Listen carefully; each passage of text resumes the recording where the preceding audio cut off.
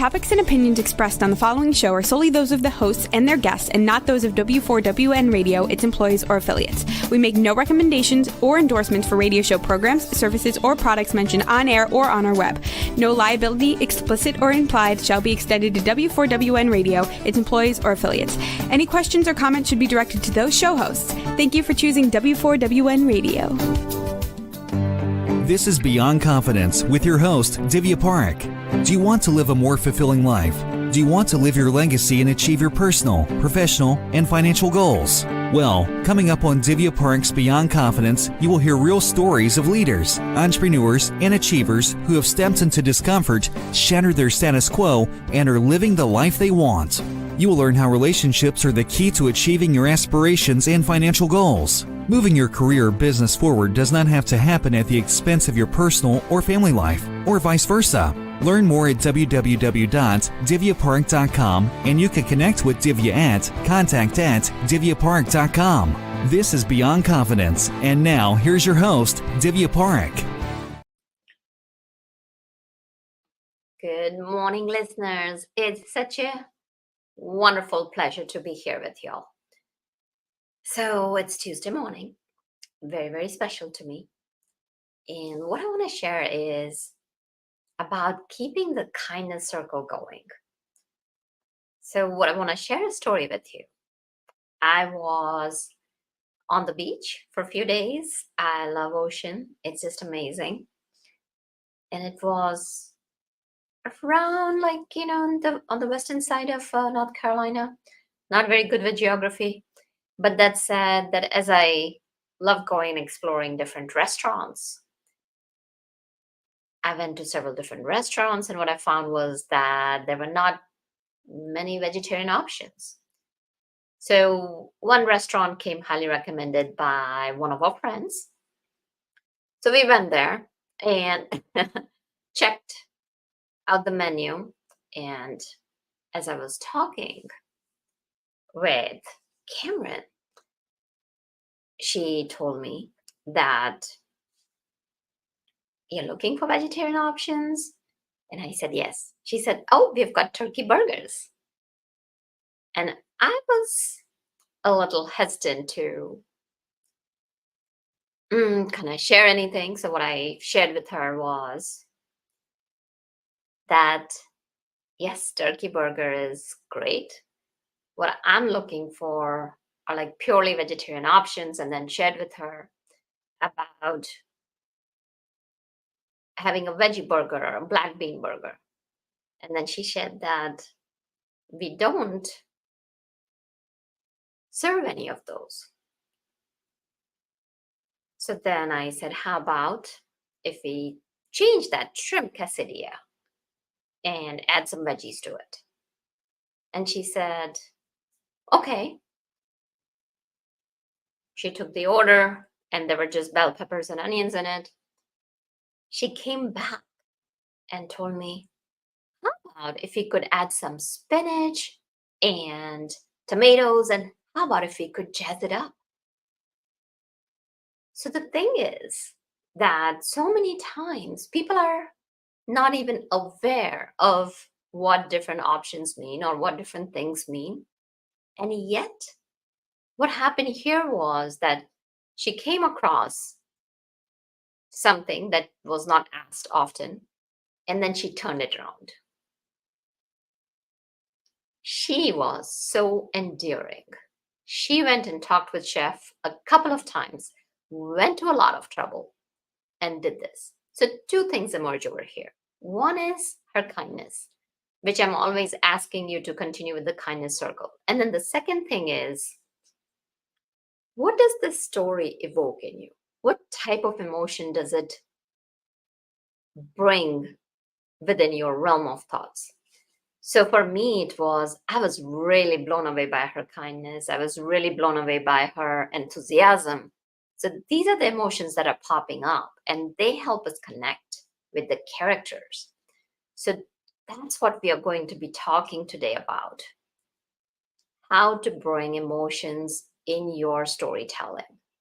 Whether it is leadership storytelling, business storytelling, or if you're just sitting with a few friends for a night out, having a few drinks, or sitting with your family, having that barbecue. So, storytelling can be used anywhere. And I have used them in my books, which either of them, both The Entrepreneur's Garden or Expert to Influencer, so you can get your copies and help us not only help other entrepreneurs get started through kiva.org, but also you can have the taste of storytelling, how I have used. And not only that, it's going to help you thrive in your personal life and in your business life or career life. Okay, so without further ado, let's jump into the storytelling. So here's what I want to share with you is that there are so many different emotions. So the first thing to do is just taking some time, reading stories, or for that matter, watching your favorite movie or watching your favorite show.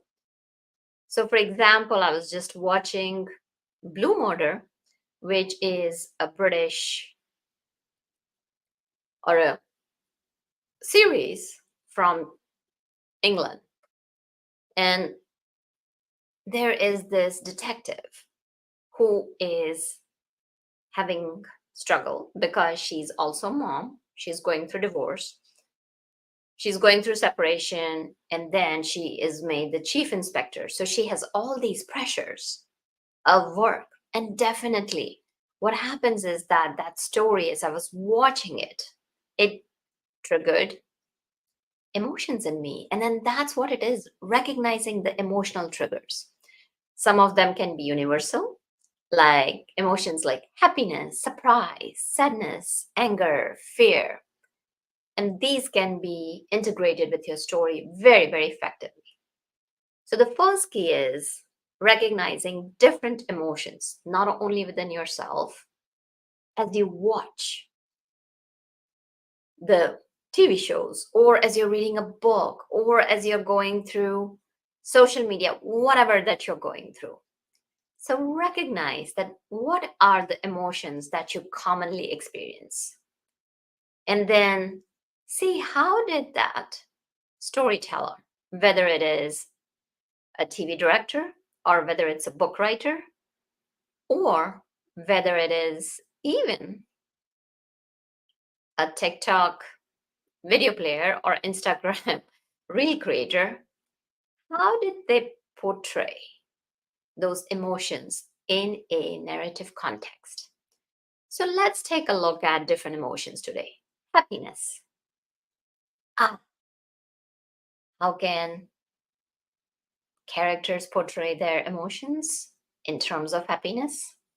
They'll be shouting with glee or smiles, laughter, dancing, or celebrating a graduation, celebrating a promotion, celebrating a win, celebrating a game, celebrating a wedding, a arrival of a child, or wedding nuptials, or there can be so many things to be celebrated. And as a result, what happens? They express joy, excitement, contentment, enthusiasm. So now, what did we do over here? We did two things. One was how do the characters show their emotions? And then secondly, we gave the context of narrative, which is we talked about achieving a goal in terms of promotion or getting a new client or achieving a milestone in business, or it could be falling in love, it could be moments of success. So that's where the narrative context comes into play. How we used the emotion happiness in it. Okay, so now let's take a look at sadness. When the characters are portraying sadness, it could be in terms of a simple sigh. It could be showing a character that even though they're sitting in this crowded restaurant or a crowded room surrounded by friends. And yet on the inside, they're feeling that isolation. It could be tears. Tears can be tears of joy as well as tears of grief. So here we're talking about tears of sadness. And what could they be expressing? They could be expressing grief. They could be expressing sorrow or disappointment or betrayed. There can be so many different things that they're portraying. And now, if we kind of take this and put it in the storytelling format, how can we bring in the narrative context? It can be a loss. It can be not getting a job after applying several times. It could be loss of a job. It could be a heartbreak, a failure where you thought that you were doing great on a project and it failed. For example, for an entrepreneur, it could be where an entrepreneur has put in their time, efforts, money, resources, thinking, this product is going to be the next millionaire maker. And that product lands flat.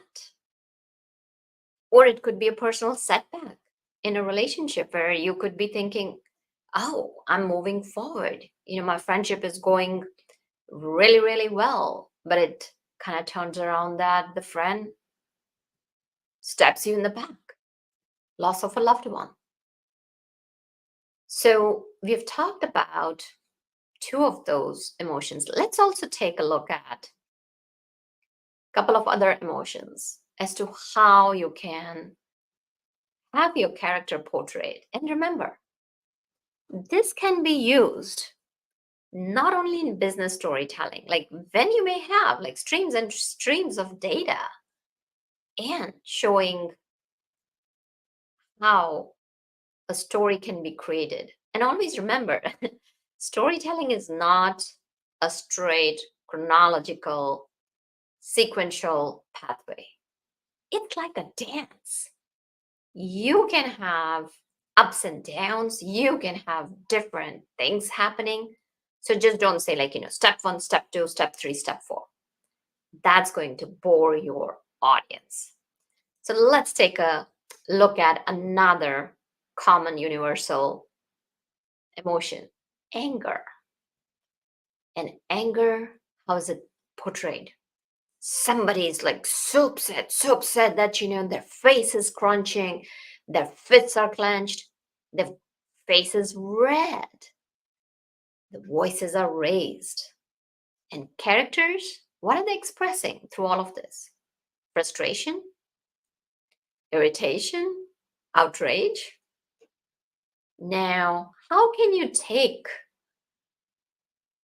these emotions of anger in different situations and put it into a narrative context?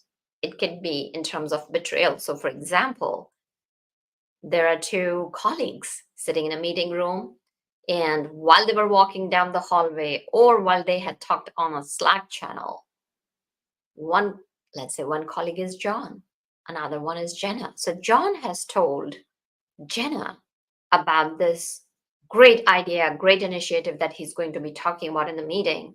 And before John says anything, Jenna goes and steals his idea and talks about it in the meeting. And everybody says, "Bravo, Jenna.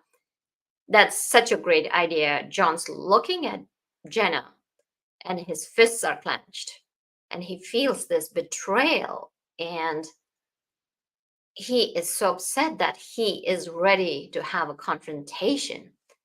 And that's triggering anger within him. So that's one example, as I mentioned. Another example could be business. So, for example, an entrepreneur signs up a client, and this client has agreed to pay, let's say, $1,000 for a business consultant services. The agreement is that the client is going to pay $500 upfront and then $500 after the services are complete. Now, what happens is the consultant has provided all the services And the client, is not paying up the rest of the money. So then that is the conflict. It's almost that what's happening over here is there's going to be a confrontation, so you can fit it in. So for example, I can say that the business consultant set up a meeting and his face was red because he had reached out to the client multiple times and the client was dilly-dallying and not paying it up. And of course, what was happening was his voice got raised. So now here we are. What are we portraying in terms of not only portrayal of emotions, but we are also putting it in the narrative context. We gave backward situation, that what had happened in the background, and now what's happening in the current scene where we have talked about that conflict and confrontation. So you can use these emotions in a different, very, very different ways. Let's take a look at fear, because fear is also a very, very common and a universal emotion. Okay, so what happens is there's so many times people are experiencing terror, dread, anxiety. So, for example, one of my clients told me, oh, gosh, whenever I get an email from my boss that we got to meet tomorrow, I just have this dread in my stomach. I feel it, this heaviness in my chest. Because every time her boss calls her up and sets up a meeting, whether it's an email or text or calling her up, it's always to diminish her. It is always to give her negative, toxic feedback. And when she shows up in the meeting, she's trembling and her breathing is fast. There's rapid, fast breathing going on, wide eyes, because she's experiencing dread. So now what did I do over here? It is set up in a corporate setting, and yet I was able to share with you that narrative because she doesn't know what the boss is going to tell, but she knows that it's a danger zone. It is the unknown what he's going to be telling her. So what happens is when there is unknown and when there is an anticipation of danger during that time, people experience fear. Then it could be a threatening situation. So for example, let's say you're walking down a street and the hair on the back of your neck just kind of like, yeah, all of a sudden there's that intuition piece in you. But the hair on the back of your neck, they're just standing up and you feel alert because you have this dread. There's some horror elements that is happening because you feel that somebody's following you. And as a result, what is happening is the chest is tightening, the fists are getting clenched, and the character is ready to take flight. So what did we do over here? We took the emotion, which is fear during this situation, where there could be dread, where it could be life-threatening, where it could be danger, and we described not only what they're experiencing, but also how they're portraying, and then also how we are using it in the narrative context. So there are three elements, just to kind of summarize. One is basically what are the emotions they're feeling. The second is how are they portraying. And third is how we are using it in the narrative context while giving the situation and talking about the characters. So now we have talked about different emotions, and there are several other emotions. And of course, if you're interested, just reach out to us.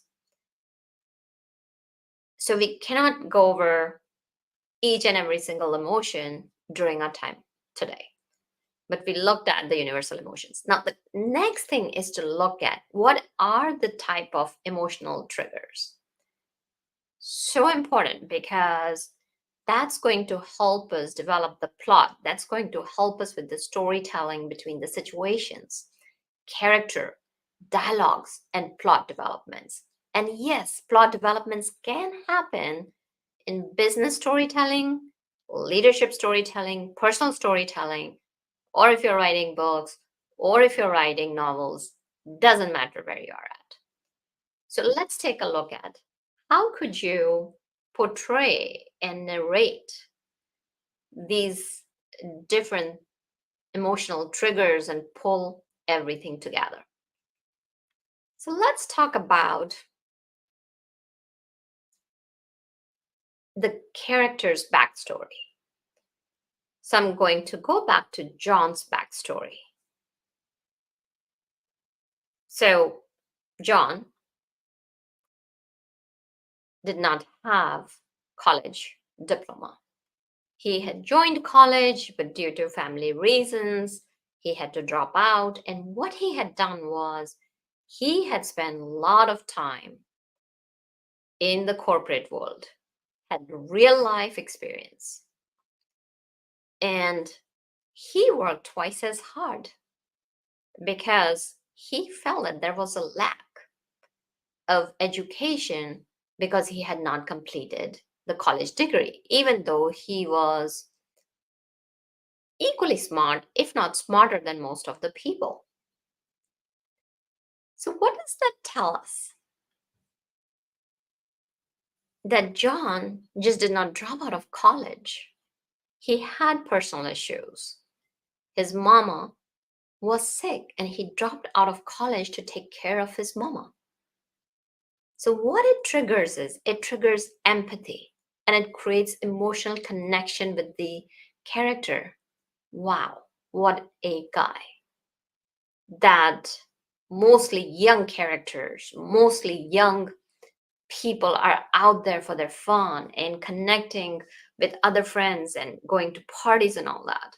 And here is this young gentleman who not only left college, who not only worked after leaving college to support his mama, but he took care of her. So what did we do over here? We created that backstory that helped us create that connection. Not only that, but giving the backstory triggers emotions in the audience. And always remember, it's about creating genuine emotional connections. Now let's talk about another situation, conflict and confrontation.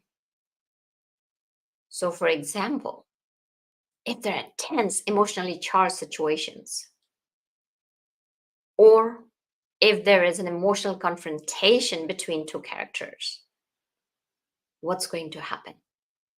It will trigger anger, fear, or sadness within the audience.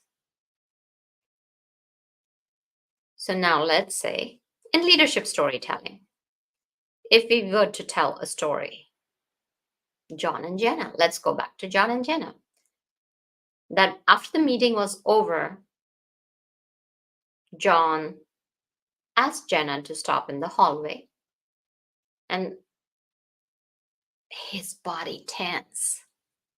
He reached out to Jenna and said, "Why would you take my idea and present it as your own?" And then Jenna squares her shoulder and looks at him in his eyes and says, "What idea are you talking about? That was my idea." So this is just a dialogue that I'm presenting to you. It evokes anger at Jenna. That how could Jenna do that to John? Not only she took his idea, now she's calling him a liar and saying that I don't know about any idea that you shared. That idea was my own. So what we did over here, we showed the context And as a result, we created the emotional trigger. Now let's take a scene where there is this young child, a playful 5-year-old child, and they are playing in the front yard. Now, when I say they, I'm creating an element of surprise. It makes the audience curious as to who is it. We know there's a little 5-year-old boy playing in the front of the yard. And then the story continues. Little Bobby just takes off like an arrow after the ball on the street. And then all of a sudden a car comes through and runs over little Bobby. So now we don't know whether Bobby is a dog or another child. So we are combining two elements over here. Grief, loss. Oh my God, what happened here? Is Bobby okay? So you're creating surprise. You're creating that sense of urgency. The 5-year-old was about to run after his Bobby. And then his mom shouted, "Stop, Nathan. Stop." And Nathan was inconsolable and he was crying because his little Bobby, his little dog, had died. So what this evokes is sadness, connecting with the character, that how could little Nathan bear this grief, seeing his dog run over by a car right in front of his eyes. So there can be different elements that you can do. Either it could be surprise, as I mentioned, or it could just be loss and grief. So we've talked about betrayal. Let's talk about moral dilemmas. And when I talk about moral dilemma, it's about characters facing ethical choices where the decision making is challenging their values and principles. And what it's doing is it's triggering complex emotions like guilt, conflict, introspection, reflection, not only within the character, but also within the audience. So I'm going to go back to the business consultant story. So business consultant and his client are meeting up. Now, business consultant is angry because he has reached out to the client multiple times and the client has not paid up. So now that said, the moral dilemma is that, is it okay for the business consultant to yell, use raised voice? Is it okay for the client to not pay up? So these are the questions. So now the business consultant holds his anger and asks very quietly that I've reached out to you multiple times for the payment. Can you please share what's going on? Now the client shares, I had a death in the family. I had unexpected expenses of funeral expenses. So I cannot pay you the rest of the amount. Now, business consultant is also in a dilemma because he had just lost a big contract. he had little kids. So now the business consultant is in a moral dilemma whether to just let go of the money or what to do. But then he had to also think about his own children, where he had to pay the money for the camps for his child. And he didn't have that because he had lost a big contract. So then the business consultant thinks and says, I'm very sorry for your loss. I understand your situation. How about if we could come to an agreement where I could create a payment plan, and also if you could refer a couple of people, what I could do is I could give you some referral fees, and then that would bring your payment down. So now what is happening over here is that rather than raising his voice, rather than blaming the client, what did the business consultant do? Business consultant opened up the space, created 2 to 3 different options which were satisfactory to both the parties given the situations. Both were in very, very different situations, and yet both needed support. And this way, what happened is like they are bringing together to support each other. So when you're listening, you could be relating to the business consultant. If you're an entrepreneur, oh, so many of my clients didn't pay up. Oh, this is what has happened to me too. So now you could be a little bit miffed for the business consultant. Well, some of could be that, some of them could be connecting with the client because the client had experienced a loss.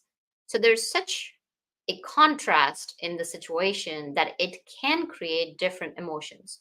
So we talked a little bit about moral dilemma, but it can trigger multiple emotions in different situations. So now we have seen different situations, what different types of emotions there are, how we can portray them, how we can use them in the narrative context. We've also seen how there are different situations that create different types of emotional triggers. Now, how do we take it and how do you craft it? So here's what I'm going to share with you is this. Think about the whole story and then take those emotional triggers and think about like how could you add it in the dialogue, or how you could create a heartwarming scene. So I'm just going to share with you one of the examples.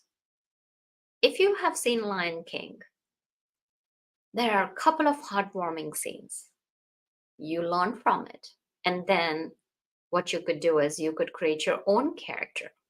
So, for example, it could be John. What John is experiencing is grief, and John is experiencing a lot of frustration at Jenna. John is very upset and angry at Jenna. And then what happens is that he needs to come to terms. He needs to come to acceptance as to what he could do, what could be the next steps. Because remember, decisions taken when the emotions are running high are most likely not going to be sound decisions. So John recognizes that, and John is determined to make decision from a place of calm. So what happens is John goes and thinks about it. And then he decides to go to his boss and talk about what Jenna did. And boss says, I've had a couple of similar complaints. So let's see what we can do. So John's boss works things through together, allowing John to share his side of story, allowing Jenna to share her side of story. And then what happened was John is basically coming forward with very detailed process steps because he had thought through the idea, whereas Jenna had not. So the justice is done. The boss gives Jenna warning that if any of this sort of things were to happen again, she would be fired. John is happy. And even though he has gone through a lot of tough time during this, but he has grown to the character. So now let's go back to The Lion King, where there's a heartwarming scene. So what John decides to do is disconnect, and then he goes to this beautiful sunset point where he can see the sunset. So he's happy that things have worked out well. But now when he's sitting there, it's not only the occurrences during the day that is there, but looking at the sunset, it reminds him of happy memories. And what happens is that we have created this scenario with this character.